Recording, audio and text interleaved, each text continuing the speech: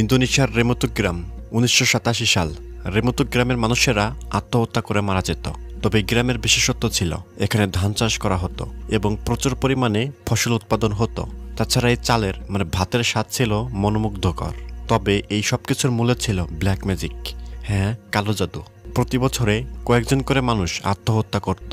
এজন্য এই রেমোতো গ্রামের দ্বিতীয় নামকরণ করা হয়েছিল সুইসাইড ভিলেজ। এই মুভিটার গল্পের ভয়াবহতা টুইস্ট